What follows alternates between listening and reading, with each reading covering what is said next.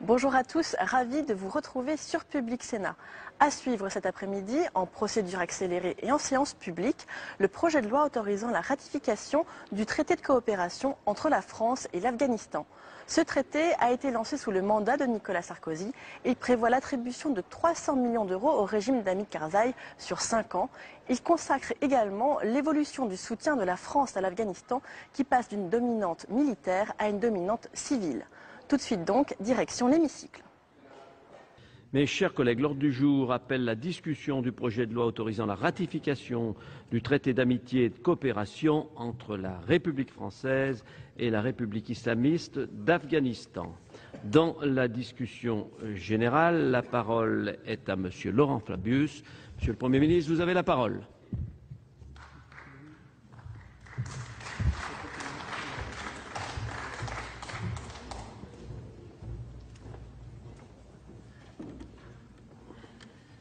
Monsieur le Président, Mesdames et Messieurs les sénateurs, avant d'aborder le sujet qui nous retient cet après-midi, je voudrais, en quelques mots très brefs, puisque j'ai été interrogé par plusieurs d'entre vous, vous dire la réaction du gouvernement français à l'annonce de l'attentat qui a coûté la vie notamment au ministre de la Défense syrien.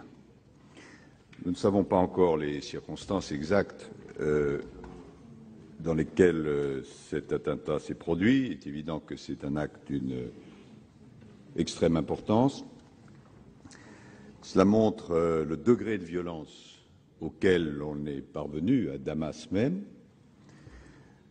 Je tiens à dire que le gouvernement français, sans connaître les circonstances de cet attentat, a toujours porté condamnation du terrorisme. Mais cela étant dit, compte tenu de ce degré de violence, cela rend d'autant plus nécessaire et urgent le fait de trouver une transition politique qui permette au peuple syrien d'avoir un gouvernement qui exprime ses aspirations profondes. C'est la position constante de la France que nous défendons en ce moment même au Conseil de sécurité des Nations Unies. Et à cette occasion, je tenais à faire ces quelques remarques. Lorsque nous aurons des précisions sur les conditions de cet attentat, je me tiens bien sûr à la disposition du Sénat pour un plus ample commentaire.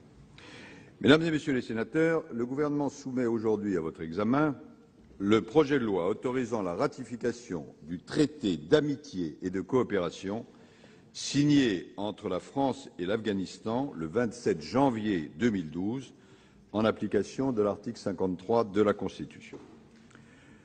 Ce traité, qui est signé pour une durée de 20 ans, inscrit la relation franco-afghane dans la durée et affirme l'engagement de long terme de la France auprès du peuple afghan.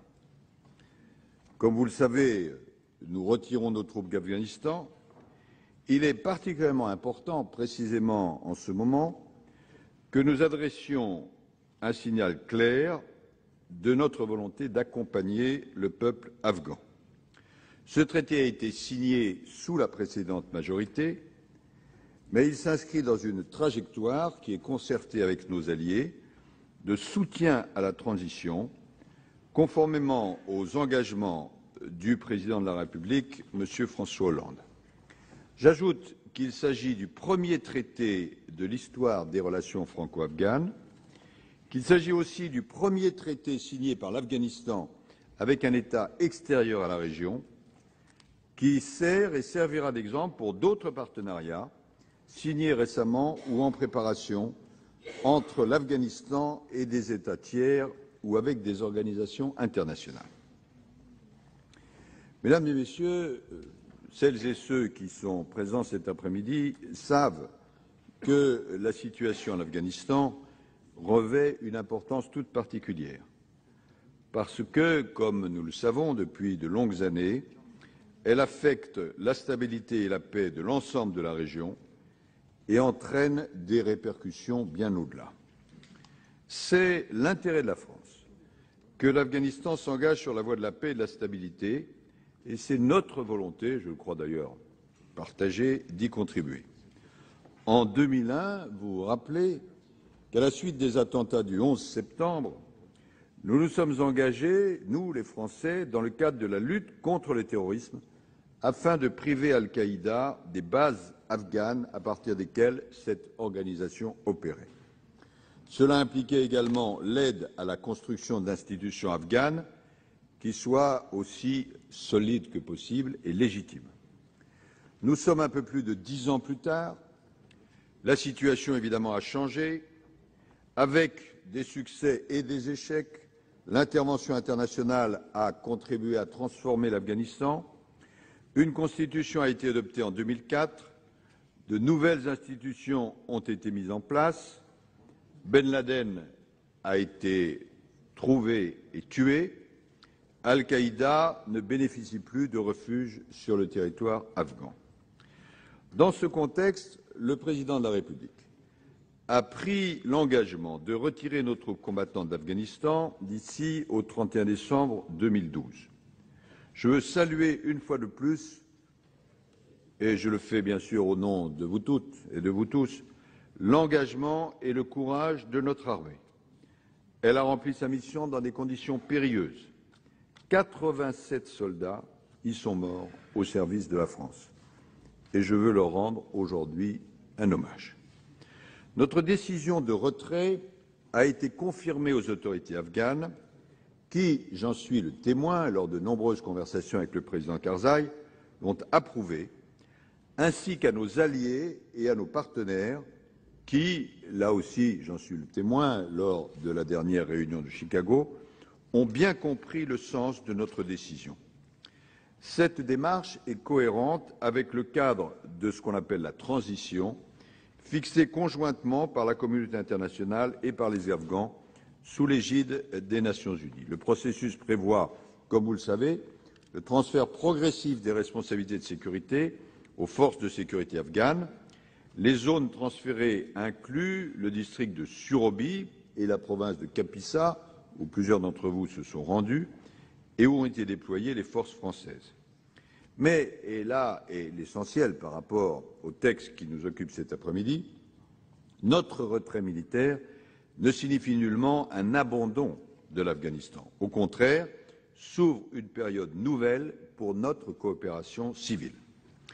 Quels sont les principes qui vont guider notre action dans cette phase nouvelle qui s'ouvre à la fois pour l'Afghanistan et pour les relations entre l'Afghanistan et la France? Le premier enjeu, c'est de favoriser le passage d'une société et d'une économie de guerre à une société et une économie de paix.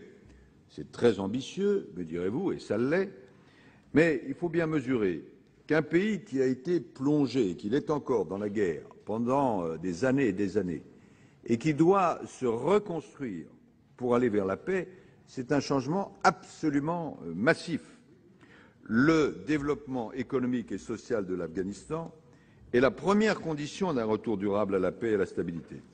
C'est pourquoi nous avons décidé que le cœur de notre engagement sera une coopération civile. C'est aussi dans cet esprit que la France appuie un processus de paix conduit par les Afghans eux-mêmes et qui doit associer toutes les composantes de la société afghane. Le gouvernement, bien sûr, mais l'opposition qualifiée de légale et la société civile. La réconciliation nationale devra s'adresser à ceux des insurgés qui sont prêts à rompre tout lien avec Al-Qaïda, à renoncer à la violence, à respecter la Constitution, et le processus devra bénéficier du soutien des pays de la région, ce qui n'est pas le plus facile, notamment, mais pas seulement, du Pakistan. Deuxième aspect, la France s'engage en Afghanistan de façon forte. Il est prévu en effet que notre aide à l'Afghanistan augmente d'un volume de 50% pour atteindre 308 millions d'euros sur la période 2012-2016. Cette augmentation est un témoignage de notre engagement. Ce qui importe surtout, c'est que l'aide soit conduite de manière à profiter directement à la population afghane. Nous consacrerons notre aide à des programmes concrets, à l'image de l'extension prochaine de l'Institut médical français, que vous connaissez sans doute, et qui va disposer ainsi d'un service de santé maternelle et néonatale. Il s'agira d'une première en Afghanistan, qui va contribuer à améliorer les conditions de vie des femmes afghanes, et je veux saluer à cette occasion l'engagement de l'association appelée la Chaîne de l'Espoir, que probablement plusieurs d'entre vous connaissent, qui fait un travail tout à fait remarquable, ainsi que la Fondation Aga Khan dans ce projet qui est absolument exemplaire. Cette aide, troisième aspect, ne sera pas un chèque en blanc. Elle sera conditionnée, et vous y reviendrez sans doute dans la discussion, à des progrès significatifs sur la voie de la transition, à la réalisation par les Afghans des engagements qu'ils ont pris devant la communauté internationale tout récemment lors de la conférence de Tokyo le 8 juillet à laquelle je participais, en particulier dans 3 domaines clés. Premier domaine, ce qu'il est convenu d'appeler la bonne gouvernance. La lutte contre la corruption, en particulier, qui est développée là-bas, constitue une priorité sur laquelle nous attendons des mesures fortes de la part du gouvernement afghan. C'est une contrepartie indispensable à l'effort demandé à la France. Et nous devons être extrêmement fermes sur ce point. Les engagements pris, deuxième point, en matière de démocratie devront être tenus. À plusieurs reprises, les citoyens afghans ont bravé les menaces et la violence pour élire leurs représentants. Ils sont donc parfaitement en droit d'attendre que les élections présidentielles et parlementaires qui sont prévues en 2014 et 2015 se déroulent dans des conditions transparentes et équitables, et nous devrons y veiller avec nos partenaires internationaux. Un troisième aspect sur lequel je veux insister, c'est l'évolution de la situation des droits de l'homme, en particulier, je devrais dire des droits de la personne humaine, des droits de la femme et des minorités. Certains progrès ont été accomplis en matière de liberté d'expression en particulier, avec un développement spectaculaire, j'en ai été le témoin, des médias, mais aussi en ce qui concerne les droits sociaux comme l'accès à la santé ou à l'éducation. Mais ne nous faisons pas d'illusions, des motifs d'inquiétude évidents demeurent. La semaine dernière, vous y avez été évidemment très sensible et probablement bouleversé comme beaucoup de gens à travers le monde, le meurtre, il n'y a pas d'autre terme, d'une femme afghane commis en public par les talibans et de la responsable des droits de la femme pour le gouvernement afghan à la suite d'un attentat ciblé dans la province du Laghman rappelle à quel point la situation des femmes là-bas demeure souvent dramatique. Je sais combien vous, mesdames et messieurs les sénateurs, vous êtes sensibles à cette question. Je partage totalement cette préoccupation. Et la France devra faire preuve d'une vigilance particulière s'agissant des droits des femmes, en particulier l'accès à la justice, à la santé, à l'éducation et, puisque tout cela commence par la prévention des violences qui leur sont faites. Il ne s'agit pas seulement d'opérer des pétitions de principe, il s'agit d'évaluer ces avancées. C'est pourquoi nous mènerons en parallèle un dialogue avec la société civile afghane, avec les femmes afghanes, avec la Commission afghane indépendante des droits de l'homme. Il m'a été donné, il y a de cela quelques semaines, de rencontrer un certain nombre de ces personnalités, de ces organisations, qui sont des personnalités et des organisations absolument extraordinaires. Le sens du traité qui vous est soumis pour ratification aujourd'hui, c'est de redonner aux Afghans, aux autorités gouvernementales et surtout à la population, à la société civile, les clés de leur destin, tout en leur accordant un appui sur le long terme qui doit leur permettre de disposer des moyens d'exercer leur souveraineté. Concrètement, le traité couvre l'ensemble de nos actions de coopération avec l'Afghanistan. Donc il y a des engagements du côté français, il y a des engagements du côté afghan. De notre côté, coopération en matière de santé, avec, j'y faisais allusion, l'extension de l'Institut médical français pour l'enfant, afin d'en faire un centre hospitalo-universitaire généraliste et la mise en œuvre de projets expérimentaux de télémédecine. Les spécialistes des soins français là-bas ont une réputation extraordinaire et nous nous sommes engagés à développer tout cela. Coopération en matière d'éducation avec les lycées, peut-être ma prononciation est-elle défectueuse, Malalai et Istiklal, et d'enseignement supérieur, avec la création à l'Université polytechnique de Kaboul d'une école des mines et de géologie.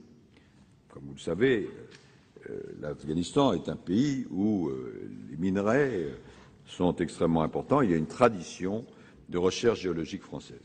Coopération aussi dans le domaine agricole, en particulier en matière d'irrigation et d'enseignement agricole. Nous soutiendrons la mise en place d'un réseau de lycées techniques agricoles afghans et la création d'un laboratoire de contrôle de la qualité. Coopération dans le domaine de la culture, s'appuyant sur nos établissements culturels, l'Institut français d'Afghanistan, la délégation archéologique française. Nous formons des archéologues afghans, nous assurons les fouilles à Bamiyan, à Maïsainak notamment, ainsi que les créations de musées afghans d'histoire naturelle. Coopération pour le développement des infrastructures, notamment l'adduction d'eau à Kaboul.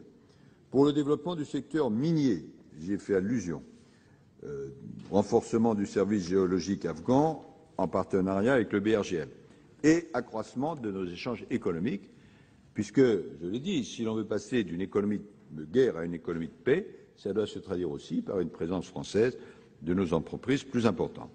S'agissant de la CAPISA et de la Surobie, ont été déployés la force Lafayette et notre équipe d'experts civils.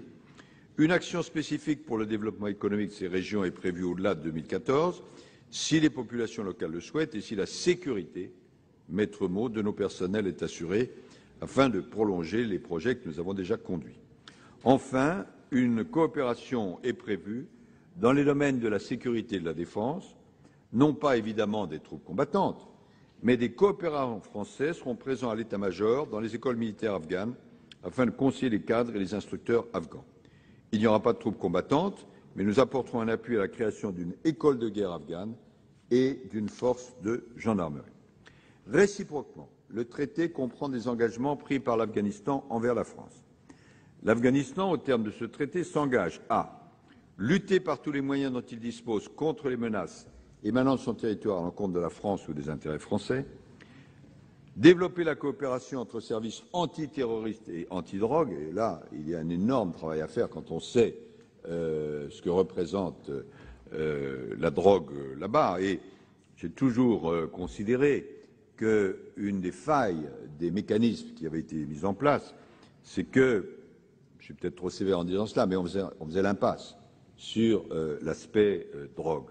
Ou alors on disait, il faut que les paysans cessent de cultiver la drogue. Mais s'il n'y a pas des moyens alternatifs qui leur sont proposés, évidemment, le paysan ne va pas de lui-même arrêter de cultiver le produit qui lui rapporte de quoi vivre. Donc, quelques efforts ont été engagés, mais il faudra aller beaucoup plus loin.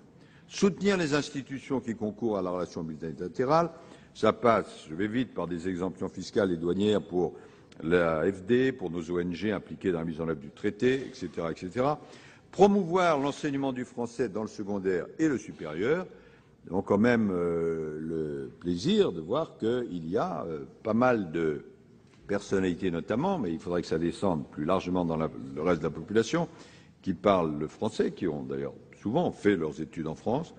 En pratique, la mise en œuvre du programme de coopération devra tenir compte de la capacité d'absorption par la partie afghane des décisions des organes de gouvernance des établissements concernés, notamment l'AFD, ainsi que des conditions de sécurité en Afghanistan.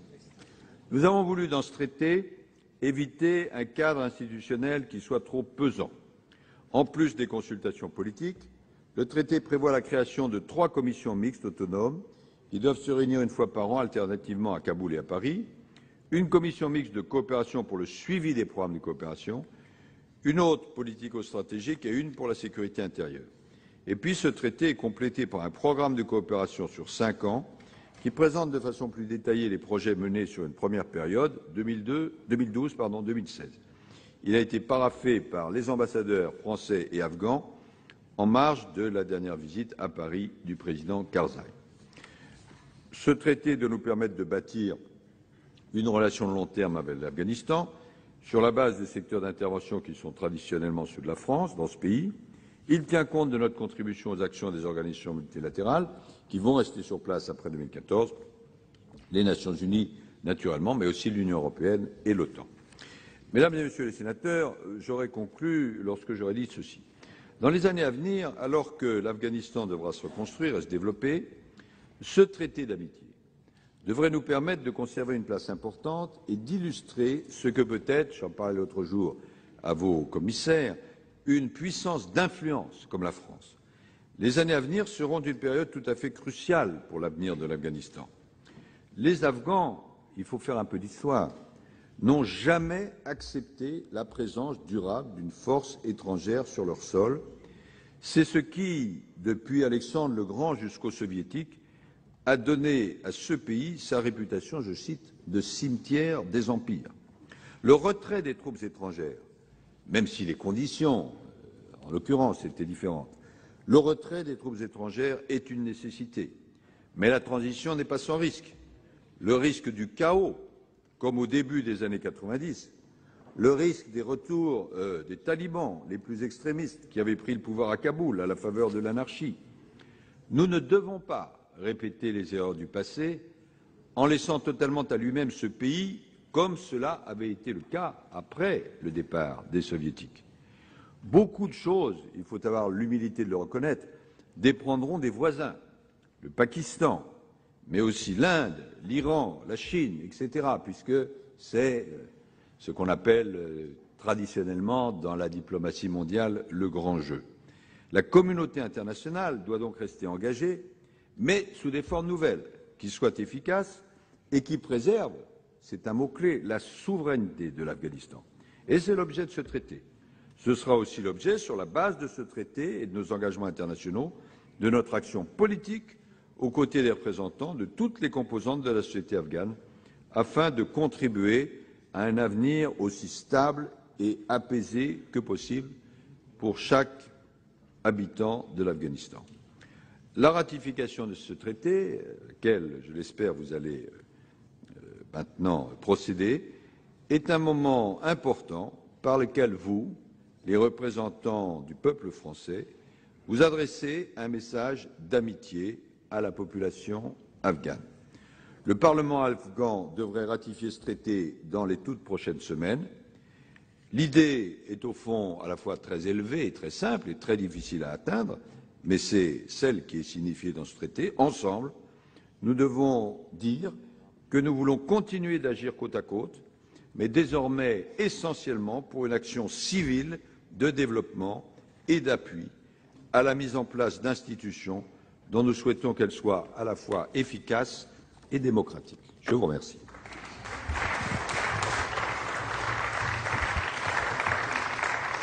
Merci, Monsieur le Premier ministre. La parole est à Monsieur Jean-Louis Carrère, président et rapporteur de la Commission des Affaires étrangères, de la Défense et des Forces armées.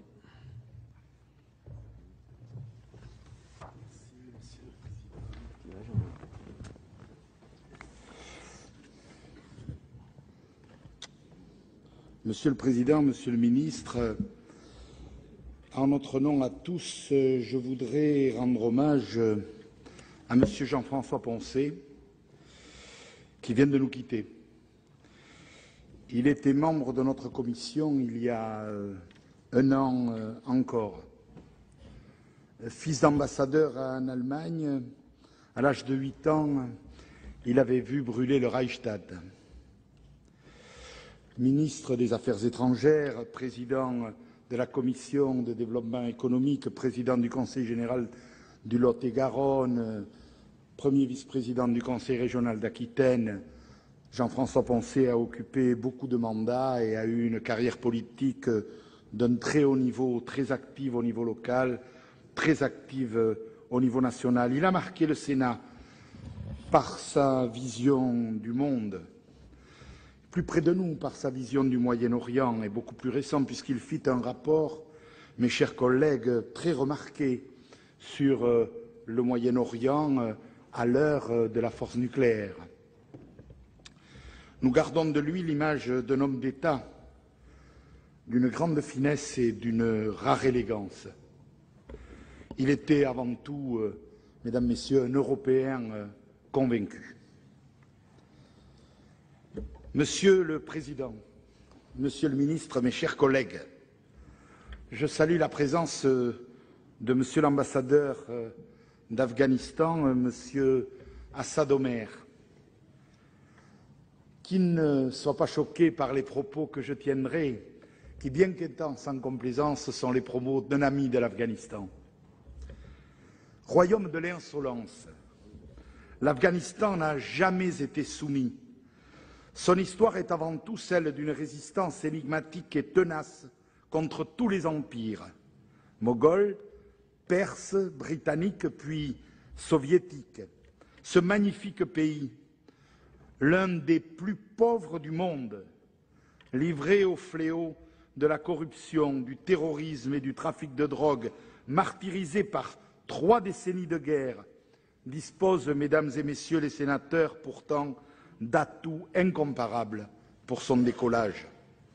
Après la Surobie en avril, c'est la province de Kapisa dans laquelle 53 des 87 soldats français tombés en Afghanistan, dont je salue la mémoire, ont trouvé la mort, qui a, il y a tout juste 2 semaines, été transférée aux autorités afghanes.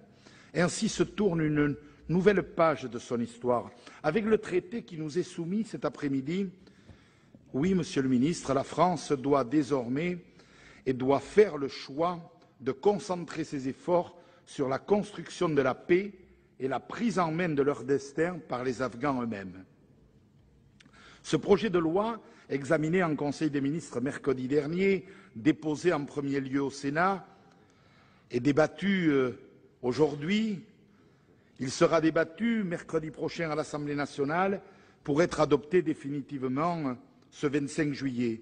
Évidemment, ces délais sont très courts.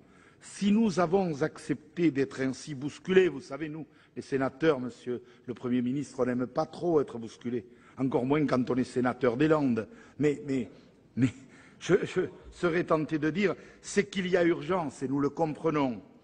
Urgence à nous doter d'un instrument qui grave dans le marbre du droit international notre engagement dans la durée pour 20 ans aux côtés du peuple afghan que nous ne souhaitons pas abandonner.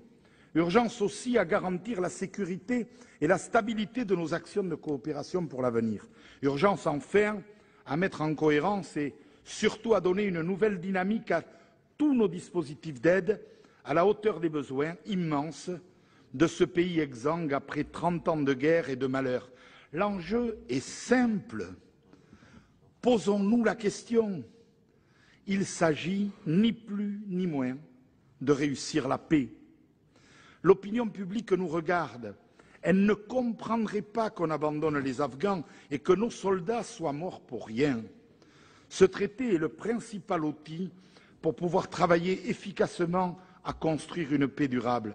C'est pourquoi nous l'examinons dans le même esprit de continuité républicaine que celui qui a poussé le nouveau gouvernement à inscrire ce texte signé par le précédent président de la République à l'ordre du jour de sa première session législative. Je sais ce qu'on pourrait me dire.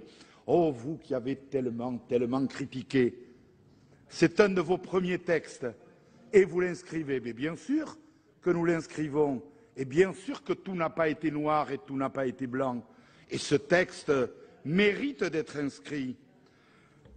Je dois à l'honnêteté de dire que ce n'est d'ailleurs pas un solde de tout compte sur le sujet de l'Afghanistan. Je vous remercie beaucoup, Monsieur le ministre, ainsi que votre collègue ministre de la Défense, d'avoir accepté de débattre avec nous à l'automne du bilan de nos plus de 10 ans d'engagement en Afghanistan. L'intervention dans ce pays, décidée par le président Chirac et le Premier ministre Lionel Jospin, avait au départ un objectif clair, celui de lutter contre Al-Qaïda à la suite des attentats du 11 septembre. Ces finalités se sont peu à peu transformées, pour ne pas dire brouillées, aux yeux de l'opinion publique en tout cas. Nous sommes nombreux pourtant à pouvoir témoigner, pour nous être rendus aux côtés de nos soldats, à plusieurs reprises, de la qualité remarquable du travail de terrain effectué par nos forces sur ce théâtre particulièrement exigeant. Finalement, notre mission en Afghanistan aura été double, comme l'a dit le président François Hollande lors de l'hommage aux Invalides. Elle aura consisté à la fois à lutter contre le fanatisme et la haine aveugle et à aider fraternellement un peuple à retrouver le chemin de sa souveraineté. Les scénarios catastrophes fleurissent ces derniers temps sur l'évolution future de ce pays, si attachant mais si complexe. scénario d'éclatement, de guerre civile, de reconstitution de féodalité, de retour des talibans, j'en passe. Je pose une question et une seule. Y a-t-il une alternative? Y a-t-il une autre voie qui permette à l'Afghanistan de sortir de son extrême pauvreté, source de tous ces maux, je dirais presque de sortir du Moyen-Âge sanitaire et social dans lequel il se trouve, que celle du développement économique? À mon sens, la réponse est non. La meilleure lutte contre l'insécurité, c'est de retrouver le chemin de la croissance qui donne à chacun l'espoir de mieux vivre. La meilleure lutte contre l'obscurantisme, c'est l'alphabétisation. Le rempart le plus efficace contre l'embrigadement dans des milices, c'est un travail pour tous, dans une société plus sûre. Quelles meilleures armes contre la pauvreté que l'accès aux soins, la reconstruction des routes, la remise sur pied d'une agriculture fruitière et pastorale jadis si florissante? Quelle part la France veut-elle prendre dans cette reconstruction? C'est tout l'enjeu du traité et du programme quinquennal qui l'accompagne. Il devrait permettre de donner un nouvel élan à un certain nombre de projets emblématiques, comme par exemple, dans le domaine de la sécurité, l'appui à la création d'une école de guerre afghane et d'une gendarmerie afghane. En matière de santé, la réalisation d'une deuxième puis d'une troisième phase de l'hôpital français pour la mère et l'enfant de Kaboul, qui constitue un succès éclatant, même si, objectivement, on peut reconnaître, Monsieur Boulot, que son financement incombe davantage à une ONG et à la fondation Aga Khan qu'au gouvernement français. L'appui à la création de lycées techniques agricoles, l'irrigation, l'apiculture, la pisciculture, pour offrir aux exploitants un revenu de substitution par rapport à la culture du pavot, comme vous l'indiquiez, Monsieur le ministre. Qui aurait la légèreté de croire que l'on peut éradiquer cette culture sans proposer un revenu de substitution? Mais là où je m'inscris en faux, c'est lorsque les pessimistes nous indiquent qu'il ne peut pas y avoir de culture agricole de substitution. Mesdames et messieurs, sachez que les agriculteurs en Afghanistan ne perçoivent du pavot que des prix payés qui sont comparables au prix mondial de certaines céréales. Donc ne croyez pas que ce sont les agriculteurs afghans qui s'enrichissent par la culture des pavots. Ce sont beaucoup plus les intermédiaires. Il faut trouver des solutions pour leur permettre d'en sortir. Un partenariat, disiez-vous, Monsieur le ministre, pour former des ingénieurs des mines et des géologues dans ce pays aux ressources prometteuses. Une contribution à des projets d'infrastructures indispensables au développement, comme l'adduction d'eau. Le traité comporte enfin un volet de gouvernance destiné à la consolidation des institutions. Je voudrais d'ailleurs saluer l'engagement des assemblées parlementaires françaises pour construire le Parlement afghan. Dès 2004, des experts du Sénat ont séjourné à Kaboul pour aider à la mise en place du Parlement, former les futurs fonctionnaires, rédiger le règlement et amorcer une coopération qui ne s'est jamais ralentie et qui s'est concrétisée encore en juin dernier par une mission de l'Assemblée nationale. Le traité, enfin, prévoit l'octroi, attendu depuis longtemps, d'exemptions fiscales et douanières pour l'Agence française de développement et pour nos ONG, ou des baux à long terme pour l'Institut français et la délégation archéologique.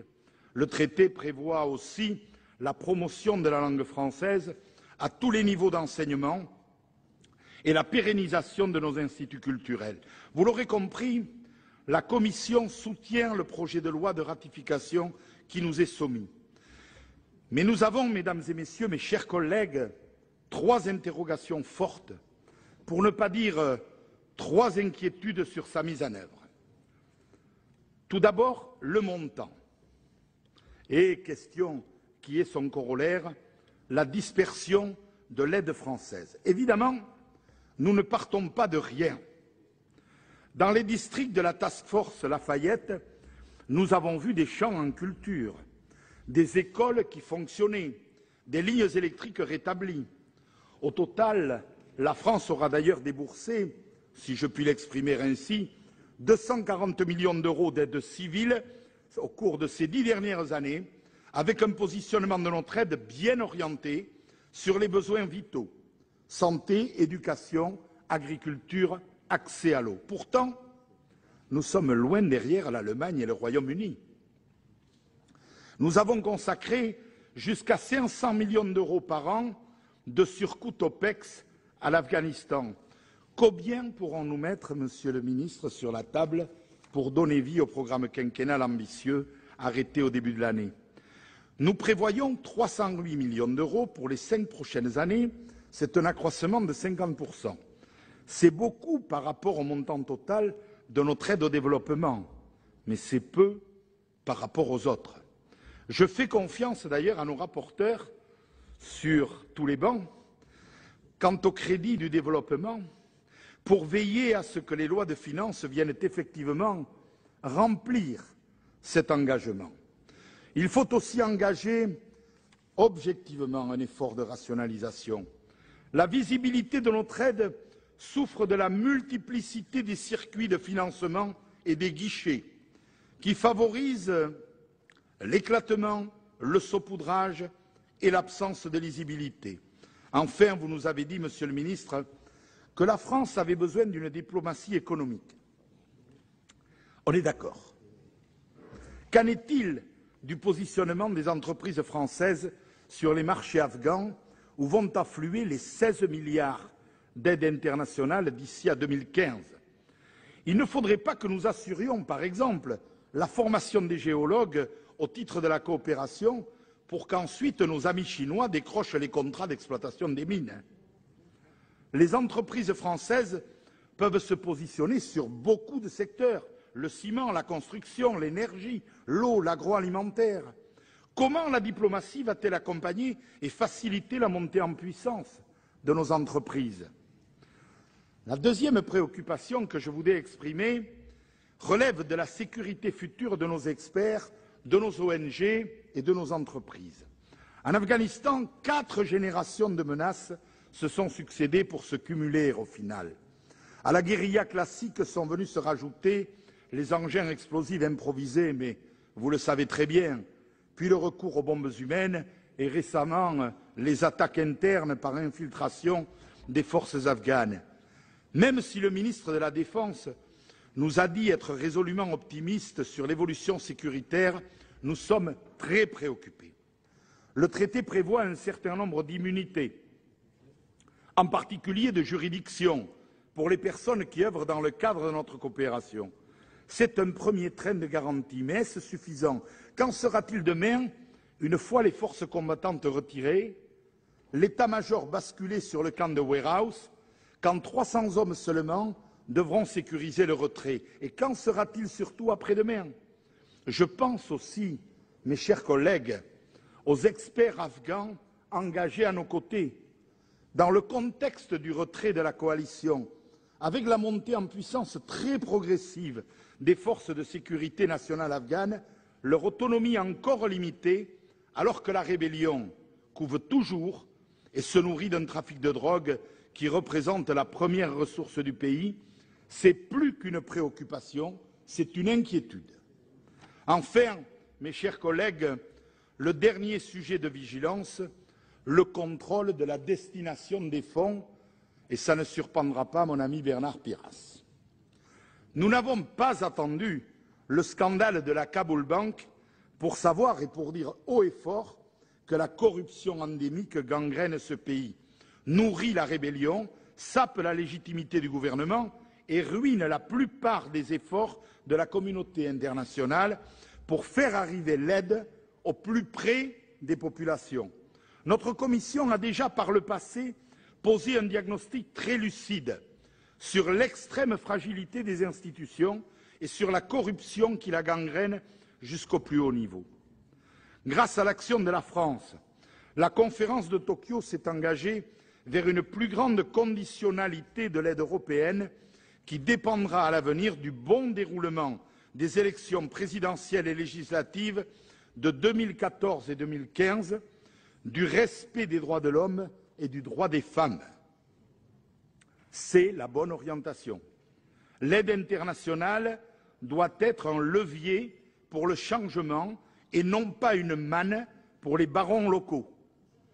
Comme j'ai déjà eu l'occasion de l'affirmer en présence du président Karzai dans son bureau, cela ne doit pas empêcher d'ailleurs l'émergence d'un modèle afghan de gouvernance, seul susceptible de répondre aux nécessités de ce pays, qui ne sera pas forcément calqué sur les modèles occidentaux, mais qui devra respecter un certain nombre de lignes rouges en matière de respect des libertés publiques. Sous le bénéfice de ces 3 observations, mes chers collègues, la Commission des Affaires étrangères, de la Défense et des Forces armées a adopté le projet de loi de ratification qui nous est soumis et je vous invite à faire de même. Je vous remercie. Merci, Monsieur le Président. Dans la suite de la discussion générale, la parole est à Madame Michel de Messine. Ah, Monsieur le Premier ministre, pardon. Oui, Monsieur le Président.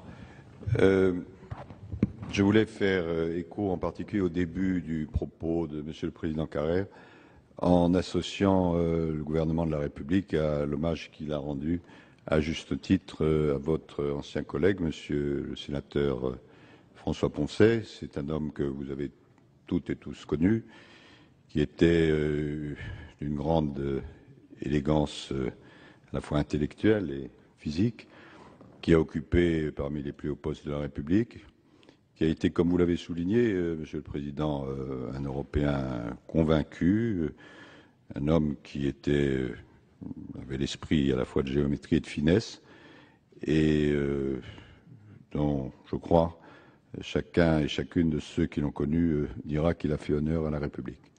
Le gouvernement veut s'associer à l'hommage que vous lui rendez à juste titre. Merci, Monsieur le Premier ministre. La parole est à Madame Michel de Messine pour le groupe CRC.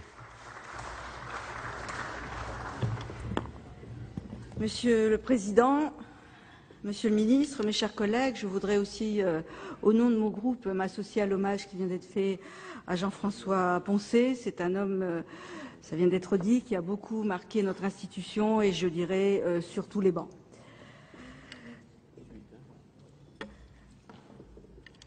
Le traité d'amitié et de coopération entre la France et l'Afghanistan que nous sommes appelés à ratifier aujourd'hui est généreux, ambitieux et risqué. C'est un pari sur l'avenir de ce pays, sur la capacité et la volonté de multiples acteurs à assurer la stabilité et la paix dans cette région. Je souhaite que ce pari soit remporté. Depuis la décision du président Obama, auquel Nicolas Sarkozy avait rapidement emboîté le pas, de retirer totalement les troupes de la Force internationale d'assistance à la sécurité mise en œuvre par l'OTAN à la fin de l'année 2014, les principaux pays de cette coalition, menée par les États-Unis, s'empressent de signer des traités bilatéraux de coopération civile avec le gouvernement afghan. Le but de ces traités est de soutenir le développement économique du pays en anticipant la délicate période de transition qui existera lorsque l'armée et la police afghanes, formées par des militaires de l'ISAF, seront capables d'assumer seuls la sécurité. Car tout le monde sait que ce départ se traduira par une période d'incertitude et une contraction de la manne financière internationale, au demeurant mal répartie, au seul profit du régime en place et de quelques seigneurs de guerre qui a été déversé sur ce pays depuis 2001. Après le retrait des troupes de l'OTAN, il sera évidemment nécessaire qu'un État afghan existe réellement. En outre, le développement économique et social, une gouvernance rigoureuse et des investissements importants seront les conditions indispensables au maintien de l'aide publique internationale. C'est dans cette perspective qu'a été organisée il y a 15 jours à Tokyo une conférence des pays donateurs qui redoutent un effondrement économique du pays après le départ des troupes étrangères et qui veulent atténuer l'impact d'un désengagement partiel de la communauté internationale. Ces bailleurs de fonds se sont ainsi engagés à apporter une aide civile de 16 milliards de dollars, soit 13 milliards d'euros, sur la décennie 2015-2025, dont 230 millions pour notre pays. Par rapport à nos capacités, c'est un effort important qu'il faudra utiliser à bon escient. C'est dans ce contexte que se situe le traité franco-afghan dont nous débattons. Comme l'indique l'exposé des motifs du projet de loi de ratification, le traité marque l'évolution du soutien français d'une dominante militaire à une dominante civile. Pourtant, il n'organise pas seulement la future coopération civile. Il comprend aussi un important volet de coopération de défense et de sécurité. En 13 articles, il donne un cadre à un ensemble de projets et d'actions sous la forme de différents programmes. J'approuve bien entendu tout ce qui va dans le sens du développement économique et social de ce pays, que ce soit dans l'agriculture et le développement rural, pour atteindre l'autosuffisance alimentaire, la santé, afin de réduire le taux de mortalité infantile maternelle et améliorer le niveau de formation des médecins, ou bien encore l'éducation et l'enseignement supérieur, en développant l'enseignement du français et en soutenant les 2 lycées que nous avons créés, qui sont maintenant sous la responsabilité de la République islamique. À tout cela s'ajouterait le développement des échanges culturels et la protection du patrimoine archéologique. Enfin, je n'oublie pas qu'il est prévu de faciliter les investissements français et les activités de nos entreprises dans les domaines des infrastructures de télécommunications, de transport, d'irrigation, de production et de transformation des matières premières.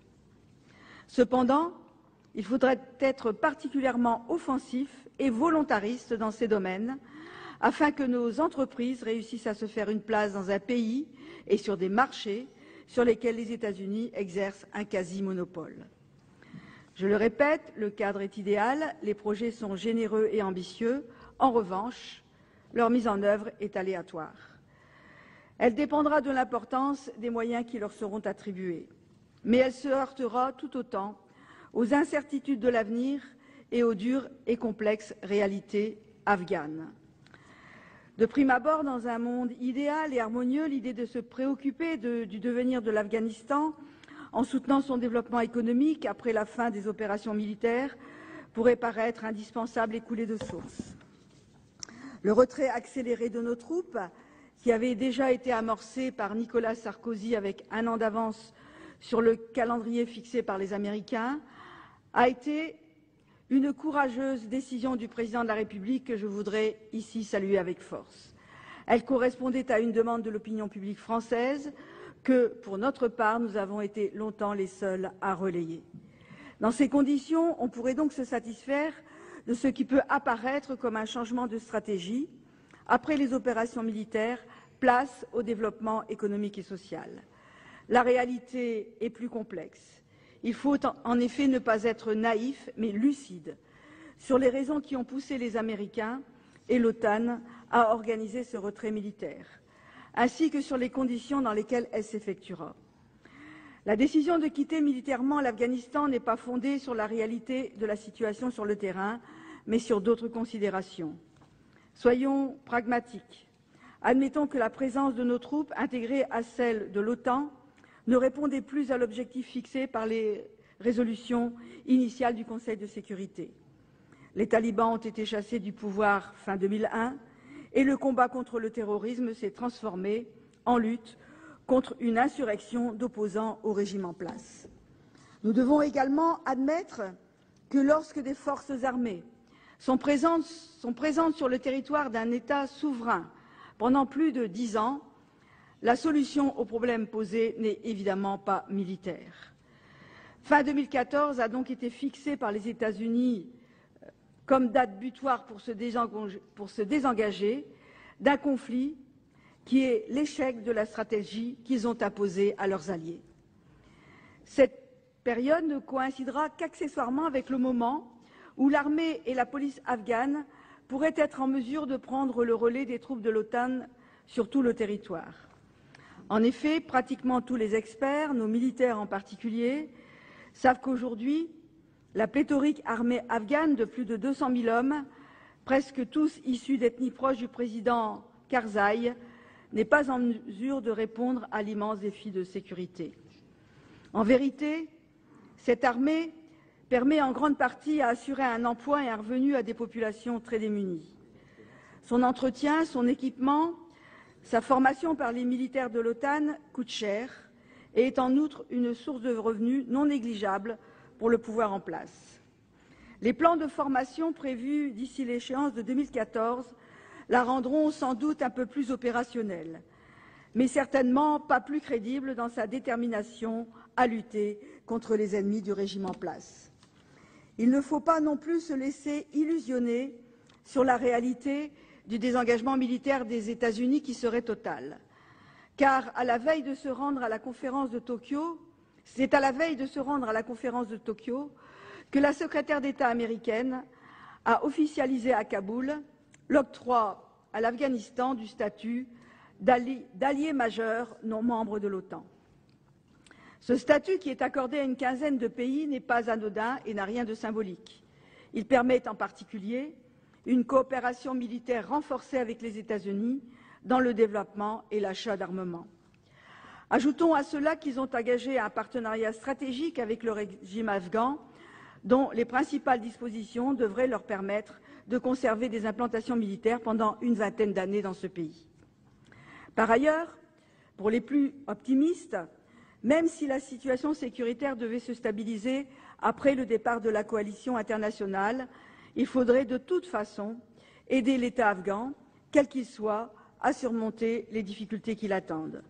Elles sont nombreuses et proviennent principalement du déficit budgétaire prévisible pour un pays soutenu à bout de bras par l'aide internationale, principalement américaine, qui, selon les prévisions, devrait diminuer de moitié. Pour avoir une idée plus précise de ce qu'il est convenu d'appeler l'aide internationale en faveur de l'Afghanistan, il faut savoir que la conférence de Tokyo a estimé que plus de la moitié du trou budgétaire à venir proviendrait des dépenses de sécurité pour l'armée et la police afghane, évaluées à 4 milliards. Les pays de l'OTAN devraient le prendre en charge à hauteur de 3,6 milliards de dollars, tandis que les 3,7 milliards de déficit civil devraient en principe être assumés par les États donateurs participant à la conférence de Tokyo. On peut ainsi légitimement s'interroger sur la réalité du changement de stratégie qui serait en cours. Il faudrait également tirer les enseignements sur la façon dont cette aide a été distribuée et utilisée, afin d'être plus exigeant en ce qui concerne la gouvernance du pays aidé. Car cette manne financière a surtout contribué à alimenter une bulle artificielle qui a enrichi une chaîne de sous-traitants, afghans et étrangers, tandis que la population n'en bénéficiait que de manière résiduelle. Les retombées locales de cette assistance sont toujours très limitées. Selon les estimations de la Banque mondiale, sur chaque dollar dépensé, seuls 20 à 25% restent en Afghanistan. Il faut aussi déplorer que le climat d'incertitude qui s'annonce exacerbe une corruption déjà endémique. Les principaux acteurs en sont des groupes d'intérêt avides d'accaparer les ressources encore disponibles et de les mettre à l'abri à l'étranger, en particulier à Dubaï, dont nous reparlerons certainement dans le débat qui succédera à celui-ci. Pour apprécier le bien-fondé, la pertinence et l'efficacité des mesures contenues dans le traité qui nous est soumis, il faut donc juger en fonction des critères ayant trait à la qualité de l'aide et à la façon dont elle est répartie sur place. Or, de ce point de vue, je n'ai pas le sentiment que les dispositions de ce traité, qui, je le rappelle, a été négocié par le précédent gouvernement avec le régime du président Karzai, soient suffisamment exigeantes. En particulier, celles qui visent à prévenir la corruption ambiante et garantir une bonne gouvernance sont insuffisantes. Elles sont pourtant essentielles pour assurer une juste répartition de l'aide auprès de la population afghane. Elles se limitent à la mise en place d'une commission mixte chargée de suivre la lutte contre les trafics illégaux et à une assistance technique et opérationnelle pour renforcer la lutte contre la criminalité organisée et les trafics de stupéfiants et d'êtres humains. Mais si les personnels sont peu fiables et incompétents, l'assistance risque d'être inefficace. Ce point essentiel ne saurait cependant masquer qu'il y a à mettre sur pied une véritable administration. Car sinon, les milliards de dollars d'aide seront gaspillés et nous ne pourrons pas combler rapidement le manque de fonctionnaires afghans formés, ni l'absence d'institutions fonctionnelles et viables, notamment au niveau local. Je suis sceptique, malgré toutes nos qualités, sur les moyens financiers qui seront réellement en mesure de consacrer à la formation des cadres d'une administration centrale et territoriale embryonnaire, ainsi que sur l'ampleur de notre participation à la formation des professeurs de droit des universités afghanes. En effet, face à l'influence américaine et anglo-saxonne prépondérante, nos efforts, pour importants qu'ils soient, sont pourtant dérisoires. Au total, je suis convaincue que la stabilité de l'Afghanistan passe obligatoirement par son développement économique et social, et que ce sont les populations afghanes qui doivent prioritairement en bénéficier. C'est certainement la meilleure façon de se débarrasser des deux fléaux majeurs qui gangrènent ce pays, le terrorisme et le narcotrafic.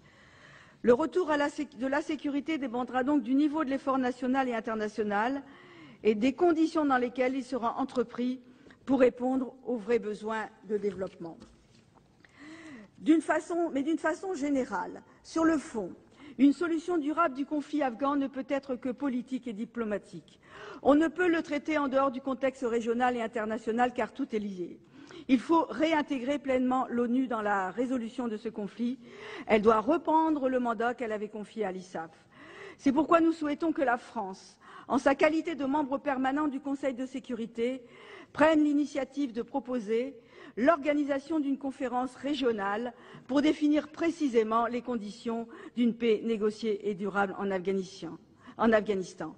Celle-ci devrait réunir des voisins immédiats comme l'Iran ou le Pakistan, mais aussi l'Inde, la Chine, la Russie, la Turquie et bien sûr toute la diversité des différentes composantes du peuple afghan.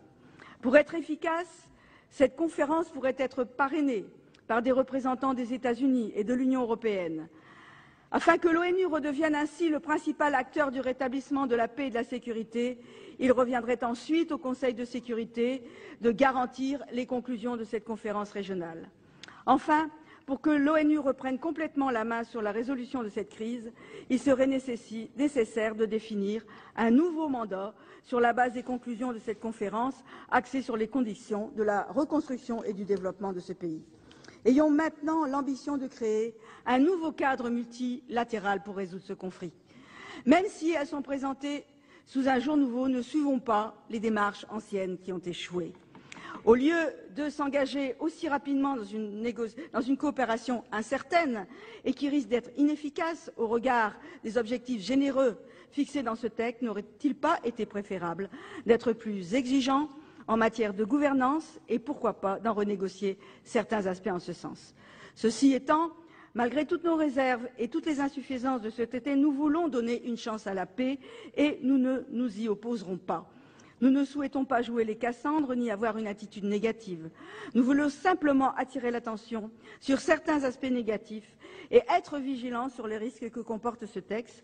En conséquence, le groupe communiste républicain et citoyen s'abstiendra sur ce projet de loi de ratification d'un texte entre la France et l'Afghanistan.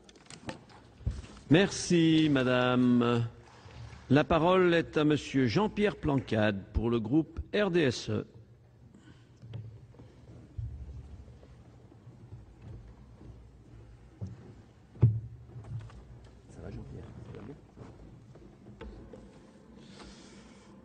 Monsieur le Président, Monsieur le Premier ministre, mes chers collègues,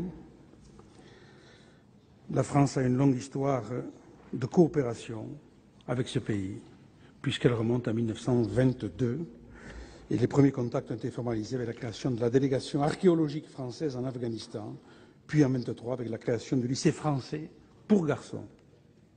Voilà. Aujourd'hui, le RDSE se réjouit de ce traité. Certes, il a été préparé par la majorité, l'ancienne majorité. Aujourd'hui, Monsieur le Premier ministre, vous le reprenez à votre compte et vous avez raison. Les membres du RDSE et moi-même apporterons notre soutien à ce projet de loi qui contribuera, comme ça a été dit, à développer les liens d'amitié et de paix qui unissent les peuples français et afghans. Un grand projet de développement économique, finalement, c'est une grande idée, la paix par le commerce, la paix par l'activité économique. Et je crois qu'il est important qu'on s'engage rapidement dans cette voie, même si des difficultés ont été évoquées par plusieurs de mes collègues, fortement par mon ami Jean-Louis Carrère et par d'autres, Madame de Messine également. Mais moi, je suis un de ceux qui pensent, comme Jean Jaurès, que la tristesse est réactionnaire, disait-il, seule la joie est républicaine. Et je suis un vrai républicain et c'est pour ça que je crois dans ce traité. Et j'y crois avec beaucoup de conviction, moi qui ici ai créé le premier groupe d'études sur l'Afghanistan. Et d'ailleurs, je dois dire que la France a, par-delà son passé, a déjà fait beaucoup, indépendamment de l'intervention militaire que nous avons faite. Les ONG sont présentes depuis longtemps et je crois qu'elles connaissent bien la situation. Je vois qu'on avait 10 millions d'euros à la relance de la culture du coton dans les provinces de Kunduz et de Bak. Bon, l'inauguration en 2006 de l'Institut médical français pour l'enfant de Kaboul à Kaboul, certes financé par des ONG, mais l'extension sera assurée par un prêt de l'AFD. Le Sénat, bien plus modestement en son temps, au tout début de l'arrivée d'Hamid Karzai, a participé, à ma demande d'ailleurs, à la création d'un collège, grâce à l'aide apportée par M. Poncelet et Lambert, alors président du Sénat et de la Commission des finances, qui a permis d'ailleurs d'accueillir 1200 élèves, dont 400 filles, avec une classe mixte. Je ne doute pas que ce traité va permettre des actions beaucoup plus conséquentes et beaucoup plus importantes.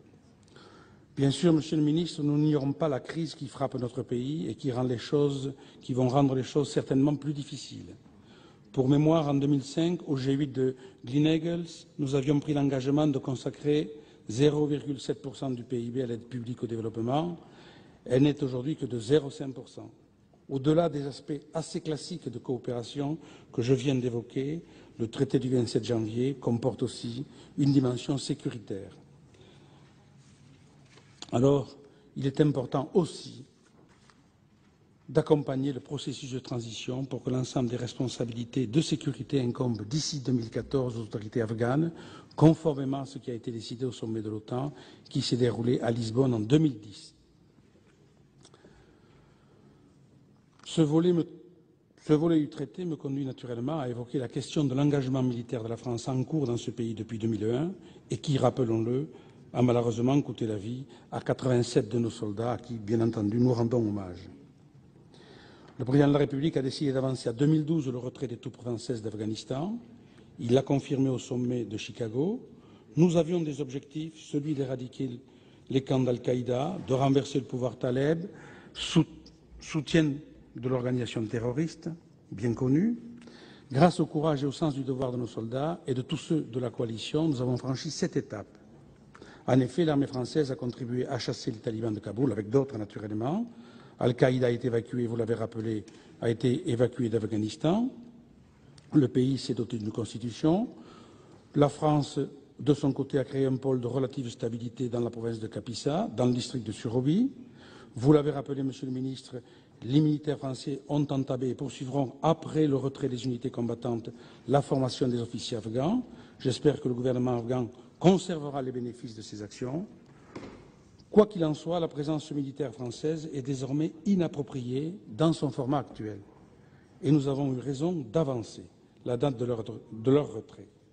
Les missions initiales étant accomplies, laisser tous les soldats français sur le terrain, soit 3500 hommes, pourrait placer notre pays dans la posture d'un occupant.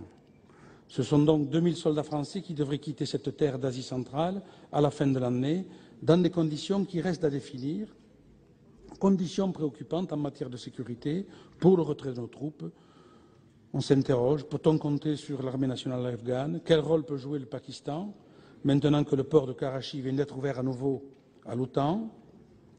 Mes chers collègues, hier la France s'est engagée sans état d'âme sur le terrain afghan pour tenter de stabiliser ce pays qui portait les gerbes de notre propre déstabilisation. Les attentats, les enlèvements d'Occidentaux, jusqu'à la Fermera, ont dramatiquement illustré le danger du maintien de foyers terroristes, ici ou ailleurs. Aujourd'hui, nous allons quitter ce pays sans toutefois l'abandonner. Cet objectif du traité d'amitié et de coopération du 27 janvier 2012 que nous nous apprêtons à adopter. Mais avant de conclure, Monsieur le Ministre, je dois vous dire que j'ai malgré tout un sentiment partagé sur notre action en Afghanistan. Et quand je dis notre action, je ne parle pas de la France en particulier, je parle évidemment des pays occidentaux. Je ne sais pas si c'est un échec ou un succès. Alors je me dis que ce n'est ni complètement l'un ni complètement l'autre.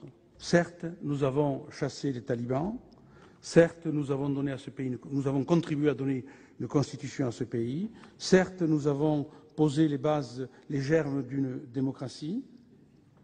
Bon. Mais ce qui m'interroge, c'est que quand nous sommes arrivés en Afghanistan il y a 10 ans, nous avons été accueillis en libérateurs. Et aujourd'hui, on sent bien que la population afghane et les autorités afghanes nous demandent de partir. Alors, que s'est-il passé entre-temps? Quel comportement avons-nous eu, nous qui voulions apporter la paix, la démocratie, la liberté, le développement économique? Quel comportement avons-nous eu? Et je pense que la communauté internationale doit s'interroger. Et puis évidemment, mais ça a été dit par d'autres, ce pays est-il vraiment complètement en stabilité? La proximité du Pakistan, le rôle des services spéciaux, de l'ISI, nous laisse un peu perplexes. Je dois dire aussi que ce pays, et vous l'avez dit, ne fera pas la paix tout seul, sans le Pakistan, sans l'Inde, sans la Chine certainement, et sans l'Iran non plus. Je pense aussi à cet effort massif d'argent, les 308 millions d'euros français, mais globalement les 15 ou 16 milliards de dollars que l'on envisage de déverser sur ce pays. Dans quelles conditions seront-ils versés? Pourquoi faire? Pour qui? Quand on connaît le niveau de corruption, et ça a été dit par le président Carrère tout à l'heure, le niveau de corruption de ce pays, voilà autant de questions que je me pose, mais lucidement, parce que je pense qu'on peut toujours se faire plaisir, mais je crois qu'il est important de marcher avec la vérité à côté de soi. Voilà. Alors, nous allons passer clairement d'une aide militaire à une aide civile. C'est dans le droit fil de ce qui a toujours guidé une part de notre politique étrangère au cours de ces dernières années, construire la paix. D'ailleurs, j'ai en mémoire un discours de François Mitterrand en 1984 qui, s'adressant au corps diplomatique un peu plus élargi, disait-il, nous n'avons pas un seul soldat hors de nos frontières qui n'ait d'autre mission que de préserver des vies humaines, que de contribuer à rétablir des équilibres, et si ces pays, par la suite, désirent notre contribution pacifique à leur développement, il leur suffira de nous demander. Bien, c'est actuellement ce qui est en train de se passer, et je m'inscris donc dans ces propos de l'ancien président de la République.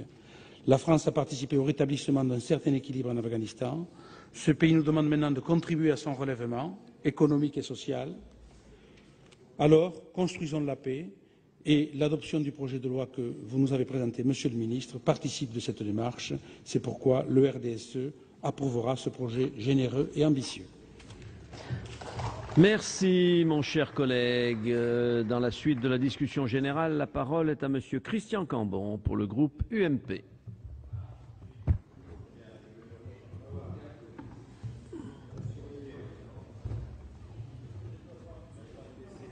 Christian, ça va bien.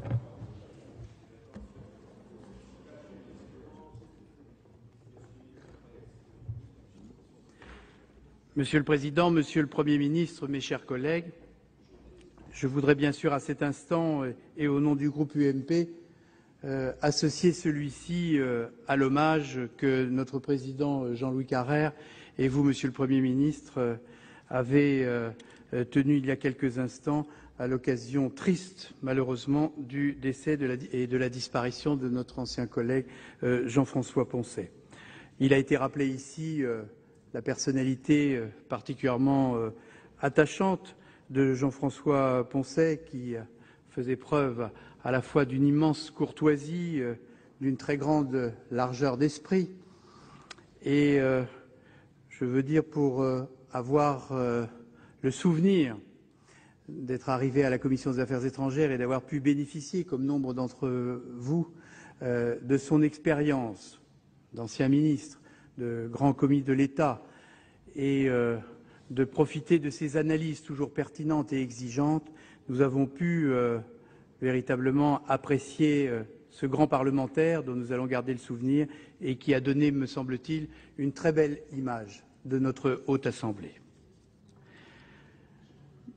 Monsieur le Premier ministre, mes chers collègues, le gouvernement a choisi d'inscrire à l'ordre du jour de sa première session législative le traité d'amitié et de coopération entre la France et l'Afghanistan, signé le 27 janvier dernier par le président Karzai et le président Sarkozy. Nous ne pouvons que nous féliciter de cette initiative qui porte en elle plusieurs symboles. Symbole tout d'abord de la continuité de l'État. La parole et la signature de la France sont respectées au-delà des changements politiques que nous venons de connaître. C'est là, me semble-t-il, l'expression d'un État démocratique. Symbole aussi de réalisme.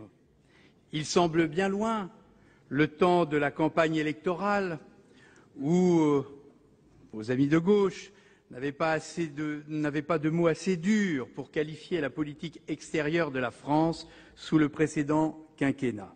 Force est de constater aujourd'hui que le principe de réalité l'emporte.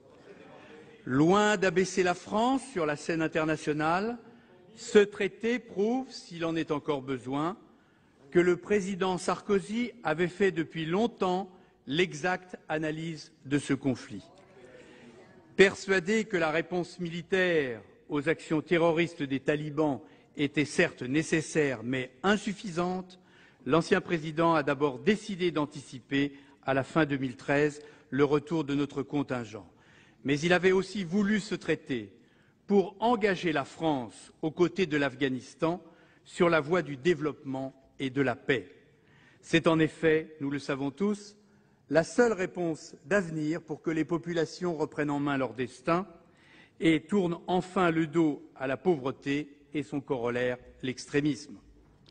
Vous demandez, Monsieur le Premier ministre, vous demandez aujourd'hui au Parlement la ratification de ce traité. Nous prenons acte de cette bonne décision et nous vous apporterons notre soutien. Tel est bien en effet l'autre symbole que nous souhaitons porter aujourd'hui, celui d'une opposition responsable, à l'image du rôle que nous tentons de jouer à l'invitation de notre président, le président Carrère, que je souhaite saluer ici pour la qualité du travail que nous effectuons ensemble en commission des affaires étrangères. Notre opposition est fidèle à ses convictions, elle est fidèle à ses engagements. Mais notre opposition saura aussi vous accompagner et vous soutenir toutes les fois où vous défendrez les intérêts supérieurs du pays et où vos projets iront dans la bonne direction.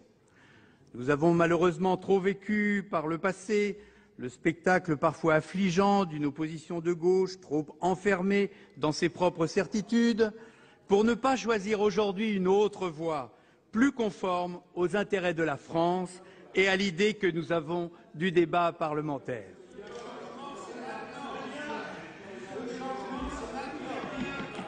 Ce traité, mes chers collègues, ce traité mérite amplement d'être ratifié car il apporte une réponse concrète, diverse et réaliste aux formidables besoins de développement qu'attend le peuple afghan.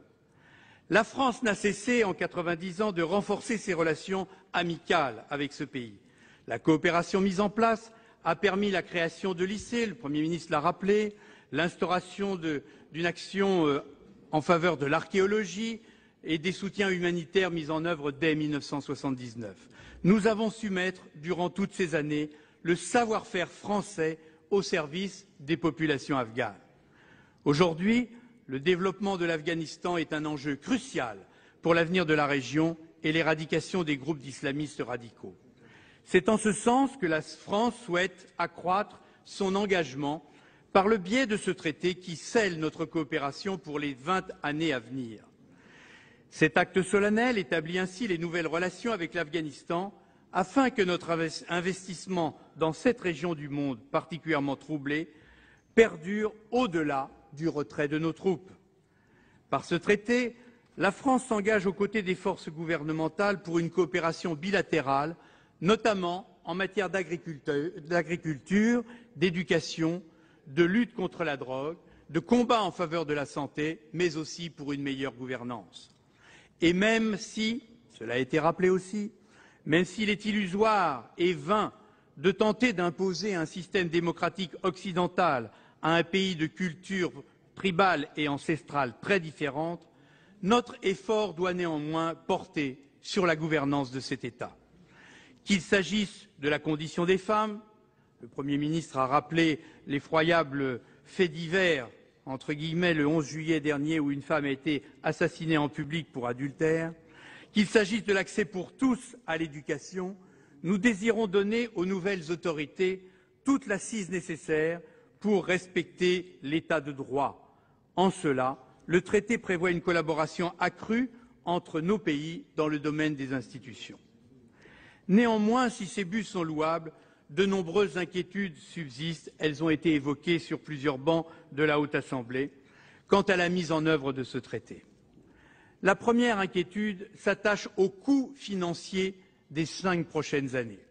Sur ces 5 années, 308 millions de crédits d'aide civile au développement sont prévus suite à la conférence de Tokyo. C'est une somme considérable, Monsieur le Ministre.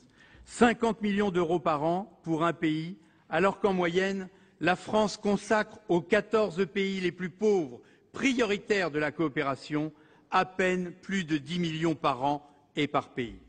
Alors, au moment où les difficultés budgétaires ne cessent de s'accumuler pour la France, au point que votre gouvernement annonce ces jours-ci un vaste plan de rigueur à l'intention de tous les Français, comment allez-vous pouvoir tenir ces engagements financiers? Sachez que nous serons bien évidemment attentifs à la réponse que vous nous apporterez sur ce point. Notre seconde crainte est relative à la sécurité de nos militaires et de nos coopérants.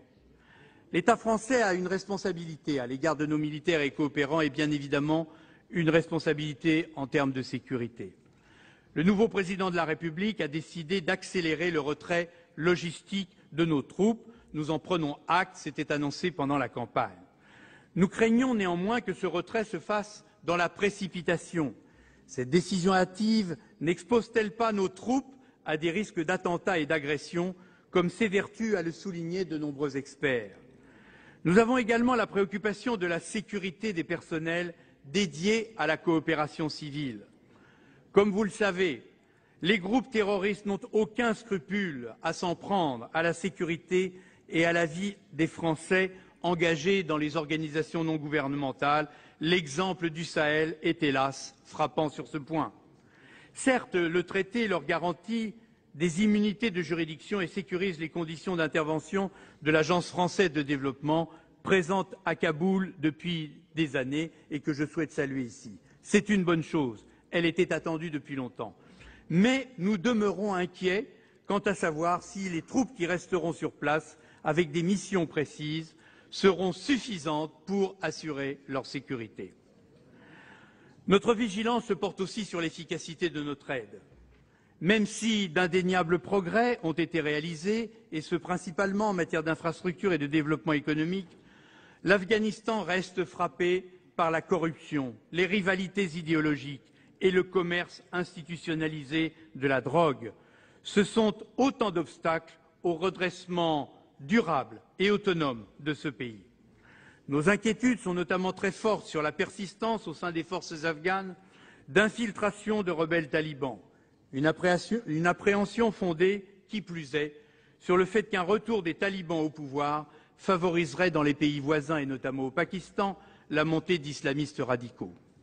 Pour que notre aide soit efficiente, votre action diplomatique, Monsieur le Premier ministre, devra donc privilégier l'implication des grandes puissances voisines, Pakistan, Iran, Chine et Russie, sans le concours desquelles la paix ne reviendra pas. De même, notre dispositif d'aide au développement se doit d'être le plus efficace possible. Malheureusement, dans un de ses récents rapports, la Cour des comptes vient de dénoncer l'éclatement de cette aide au développement et l'effet de saupoudrage. Et la Cour pointe directement le cas de l'Afghanistan, où il semble même que nous atteignions des sommets d'irréalisme.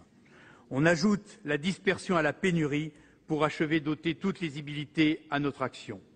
Il faut impérativement, et ce sont les deux rapporteurs, mon ami Jean-Claude Perronnet et moi-même, qui le rappelons ici, il faut impérativement rationaliser notre système et évaluer de façon régulière les actions menées si nous voulons être efficaces. Et je tiens ici à saluer l'action menée en ce sens par notre collègue Henri de Rincourt lorsqu'il exerçait les fonctions de ministre de la Coopération. Son successeur, Pascal Canfin, qui a eu l'élégance et la courtoisie de nous recevoir, et je souhaite le saluer, a dit qu'il faisait de l'évaluation, de la transparence et de la lutte contre la corruption une priorité de la coopération. C'est un terrain d'application tout trouvé en Afghanistan. Nous l'aiderons bien évidemment dans ce sens. Alors, le gouvernement, Monsieur le Premier ministre, devra relever 3 défis pour réussir à rendre ce traité utile et productif. Le premier d'entre eux sera la gouvernance. Dans un pays où la corruption endémique empêche toute avancée, le risque est fort que l'aide internationale se perde dans les sables mouvants du népotisme et de la concussion qui gangrènent tout l'appareil d'État. Aussi, Monsieur le Premier ministre, quelle conditionnalité de notre aide comptez-vous imposer? Des élections doivent se tenir en 2014 et 2015. Pensez-vous pouvoir influer sur l'action du gouvernement afghan pour que des réformes profondes favorisent la sincérité du scrutin et endiguent la corruption? Autre défi, il nous faudra faire émerger des activités économiques diversifiées. Il s'agit de développer les activités de substitution par rapport à la culture du pavot, et je partage l'analyse de notre président Carrère sur l'optimisme qu'il convient d'avoir vis-à-vis de ce défi. Défi au demeurant fort difficile si l'on considère que le chiffre d'affaires tiré de cette agriculture se situe, selon les instances internationales, entre 1 et 4 milliards de dollars. Mais Jean-Louis Carrère a su rappeler que ce n'était pas 1 ou 4 milliards de dollars qui allaient dans la poche des Afghans. Néanmoins, le traité a vu juste en tentant d'apporter un revenu alternatif aux exploitants agricoles, en faisant du développement agricole une de ses pierres angulaires pour le premier pays producteur d'opium et d'héroïne. Le traité a pris toutes les bonnes options, mise en culture du coton, irrigation, mécanisation, électrification, élevage, enseignement agricole. Les jalons sont posés. Saurons-nous les exploiter? Et nous aurons besoin de toute la compétence de nos coopérants pour y parvenir. Vous devrez, Monsieur le Premier ministre, savoir les soutenir et leur donner les moyens d'agir. Défi autre, l'amélioration des conditions de vie et la protection des libertés qui doivent être constants durant cette période du traité et bien au-delà. Accès aux soins, accès à l'éducation, préservation du patrimoine architectural et culturel, le traité, là encore, ouvre la voie et trace la route. Les moyens suivront-ils? Il ne faudrait pas que les grandes réalisations, comme l'hôpital mère-enfant de Kaboul, ne cachent la triste réalité d'un délabrement des infrastructures sanitaires dans les campagnes. La situation des femmes et celle des enfants afghans sera notre curseur pour mesurer les progrès accomplis. Enfin, il n'est pas interdit d'espérer qu'avec un tel effort de coopération, les entreprises françaises puissent légitimement accéder au marché de reconstruction et de développement de l'Afghanistan. Trop souvent, hélas, nous le savons, la France consent des efforts de coopération importants, mais se voit supplantée par bien d'autres pays lorsqu'il s'agit de bénéficier, dans ses intérêts, du fruit de la reconstruction. Et donc, il conviendra de préserver les intérêts de la France et ceux de nos entreprises. À cet égard, l'exemple d'Haïti est riche en enseignements. Vous nous préciserez, Monsieur le Ministre, ce que vous comptez faire en ce sens. Mes chers collègues, le 27 janvier dernier, la France s'est solennellement engagée dans une nouvelle dynamique aux côtés du peuple afghan. Il revient désormais à votre gouvernement de faire fructifier les promesses d'aide au développement contenues dans ce traité. Nous sommes là pour vous accompagner dans un esprit constructif, mais vous le comprendrez, tout aussi particulièrement vigilant. Mes chers collègues, la France a apporté une contribution majeure à la lutte contre le terrorisme en Afghanistan. 3 500 de nos soldats y ont servi avec courage et avec abnégation, mais plus encore, 87 d'entre eux y ont fait le sacrifice de leur vie et nous leur rendons ici hommage une fois de plus de façon unanime. Mais ces sacrifices ne doivent pas rester vains. Il faut que ces soldats sachent, il faut que les familles de nos disparus sachent que le prix immense qu'ils ont payé permettra un jour à l'Afghanistan de vivre en paix et en prospérité. Ce jour-là seulement, le don de leur vie aura enfin trouvé un sens. Je vous remercie. Merci, mon cher collègue. Dans la suite de la discussion, la parole est à Monsieur Emery de Montesquieu pour le groupe UCR.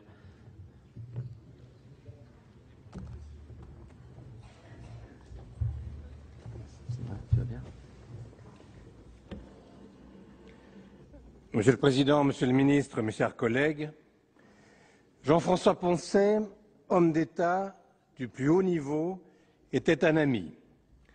Je lui exprime, au nom de notre groupe, notre respect. Amitié et coopération. Amitié illustrant la longue tradition des relations franco-afghanes et magnifiée par la fraternité des armes. Coopération, elle ne fut pas à la hauteur des besoins de ce pays. Le sera-t-elle désormais?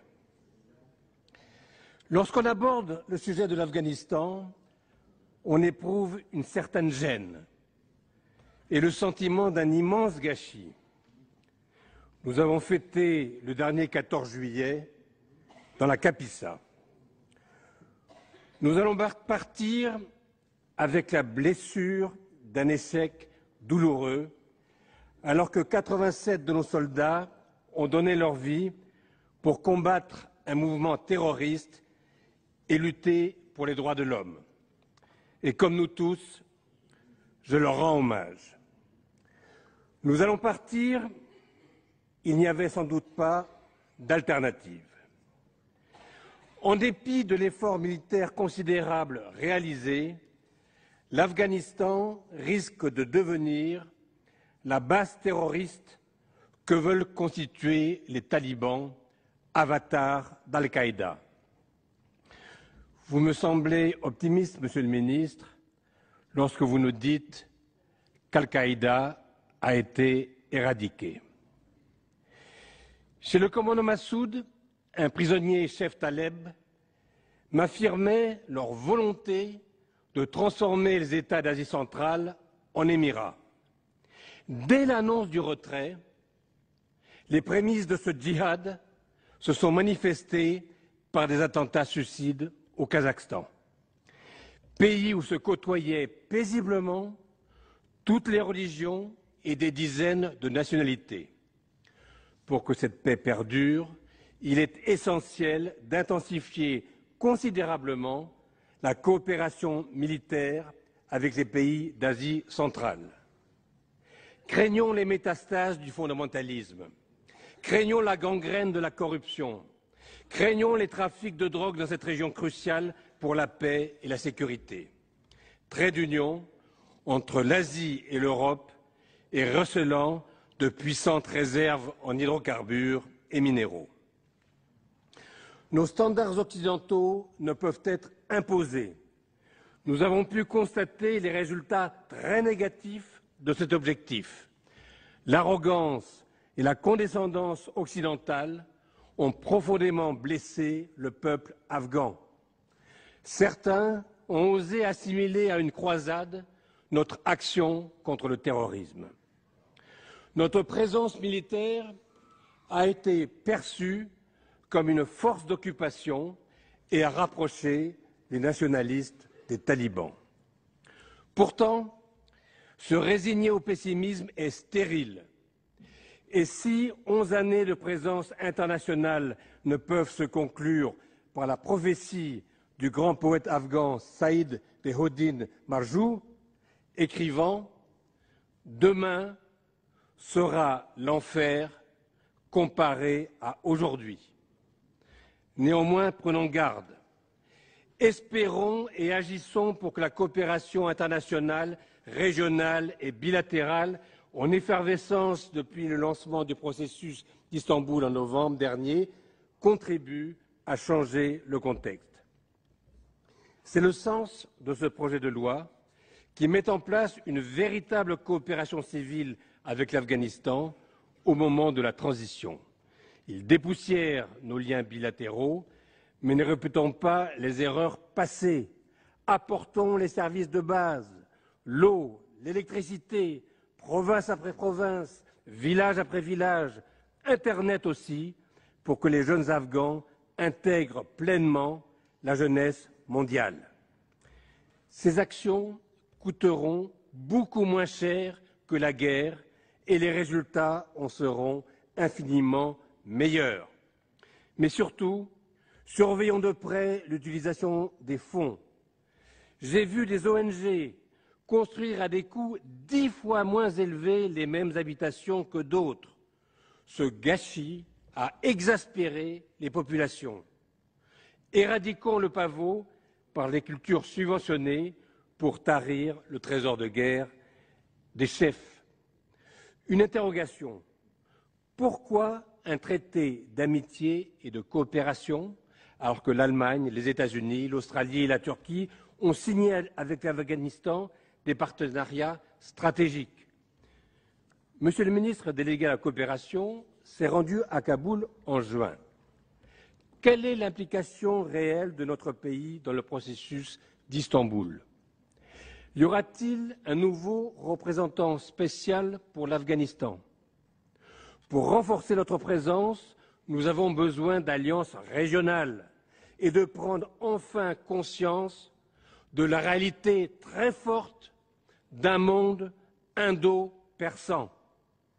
Dans cet esprit, le processus d'Istanbul, la conférence de Kaboul, cœur de l'Asie, en juin, la conférence de Tokyo, il y a 10 jours, mettent en place une collaboration nouvelle et étroite entre l'Afghanistan et l'ensemble de la région.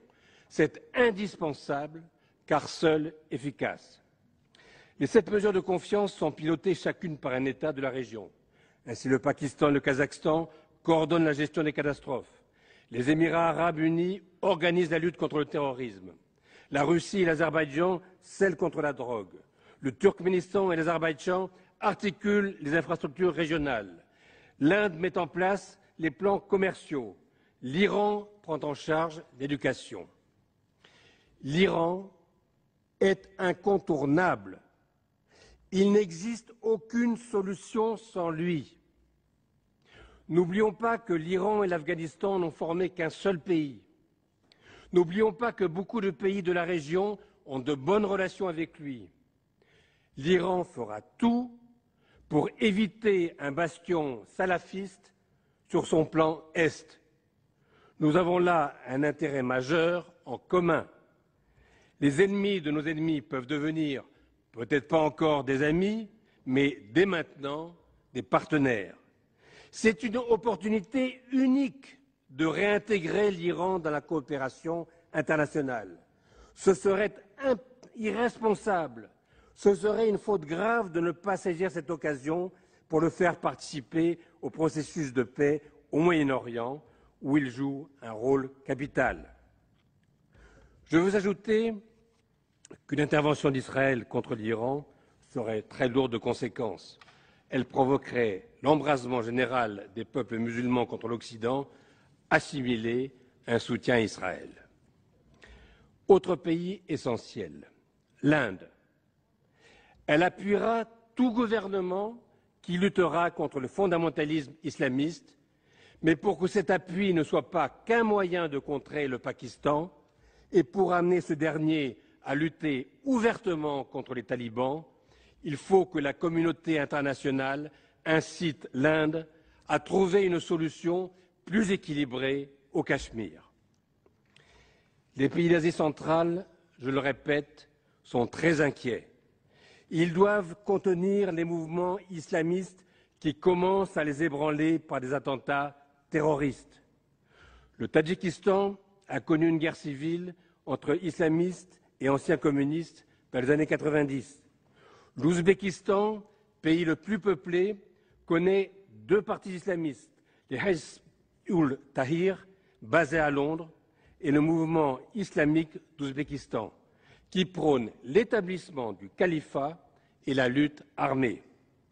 Il partage avec ses voisins kirghizes et tadjiks la vallée du Fergana, plaque tournante de nombreux trafics et poudrières islamiques. Une coopération militaire très étroite et, je le répète, absolument indispensable avec chaque État de la région.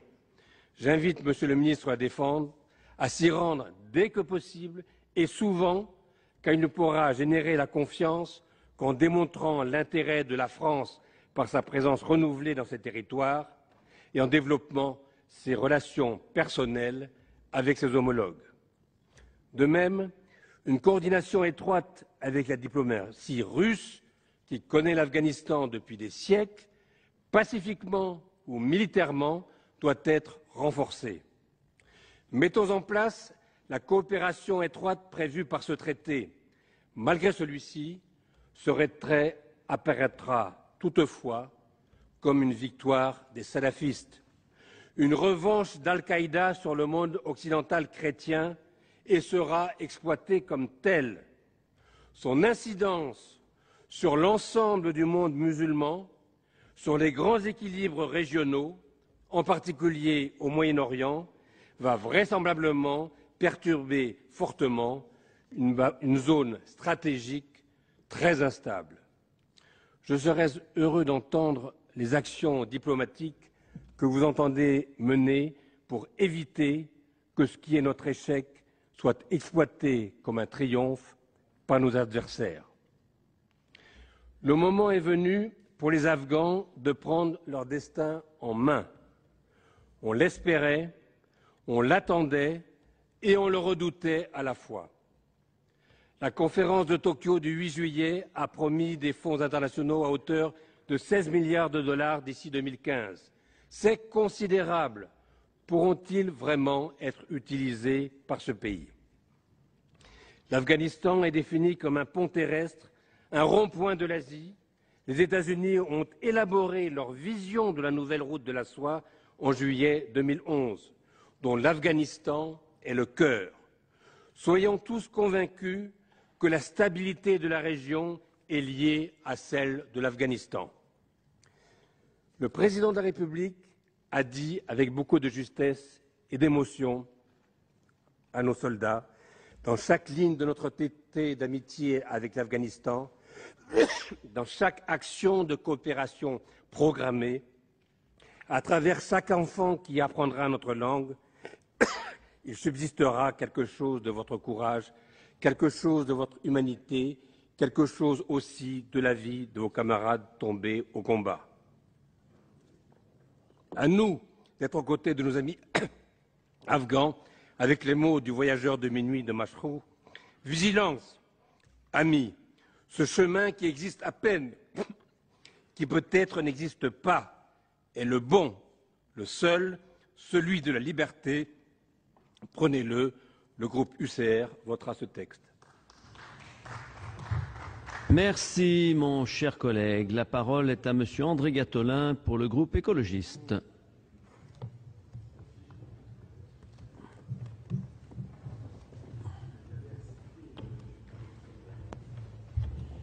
Ça va, André?